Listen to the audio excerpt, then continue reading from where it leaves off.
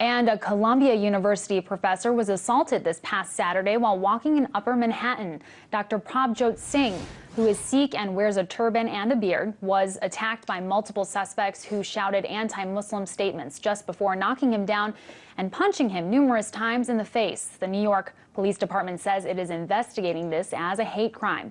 Since 9/11, there have been a spate of attacks in New York and around the country on Sikhs who have been mistaken as Muslims.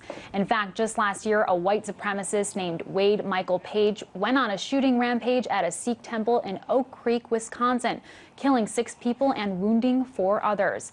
It's all part of a growing trend toward Islamophobia, and you don't have to go all the way to Wisconsin to find it. Right here in Washington, D.C., numerous elected representatives have said disparaging remarks about Islam, often as a result of ignorance about the religion. To talk to me about this trend and the factors that may be contributing to this growth, I'm joined by Ibrahim Hooper, Communications Director for the Council on American-Islamic Relations. Ibrahim, thank you so much for joining me. Thanks for having me. First of all, of course, put this incident into context for us. How often are we seeing attacks like this on Muslims, Sikhs, or any other people that are perceived as Muslims? Well, members of the Sikh community are often targeted, unfortunately, because Sikh men wear turbans and they often wear very long beards. And bigots not being brain surgeons, they associate turbans and beards with Muslims. So we see it quite often. We've come to the assistance of Sikhs who have been attacked on a number of occasions, a number of cases in California, elderly Sikh men out for a walk, beaten and shot and killed.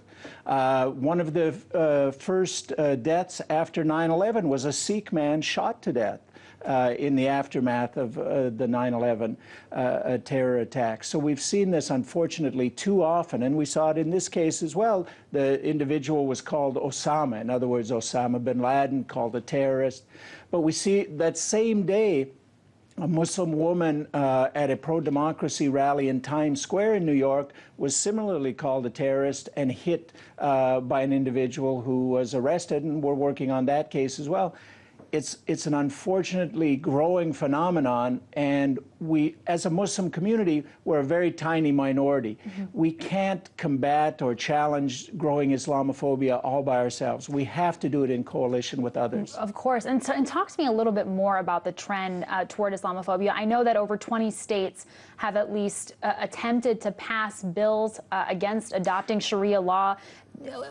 Is this a rational fear of Islam just growing in the U.S.? We've seen this in a number of states nationwide, where right-wing anti-Muslim extremists in state legislatures take a template promoted by a right-wing anti-Muslim extremist named David Yerushalmi. He has a template for these laws. They introduce them in the state legislature, drum up fear against Islam and Muslims. Sometimes they pass, sometimes they don't.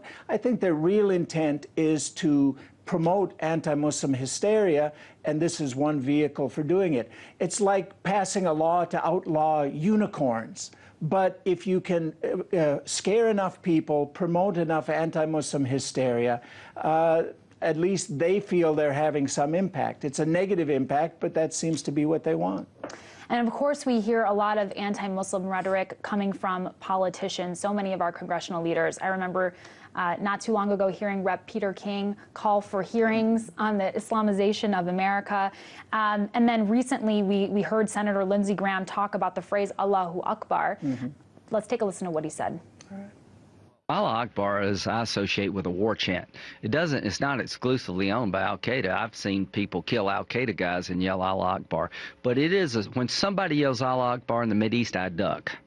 It is not like, hey, how you doing, Lindsey? It is not a, it's a war chant. So he says it's like uttering a war chant. First of all, for people that don't know, can you explain what this phrase means? Allahu Akbar means God is great. It's one of the most common phrases uttered by Muslims. Every time you pray, you're saying it.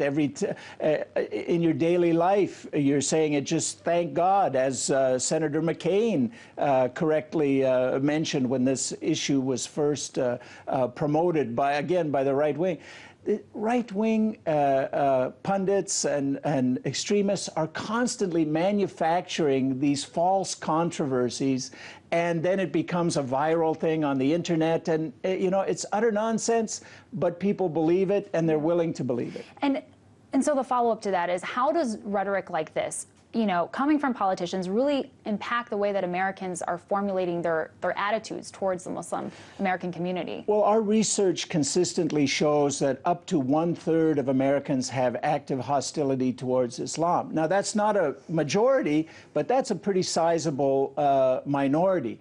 And we find through our research that it's almost always due to ignorance of Islam and Muslims. I got a hate call from a lady yesterday, and she was spouting these lies about Islam, about Muslims. And I said, look, I'm telling you that what you're basing your beliefs on are lies. Are you willing to change what you believe? She said, no. I said, well, if you're not willing to acknowledge that what you're basing your beliefs on are lies, what can I do?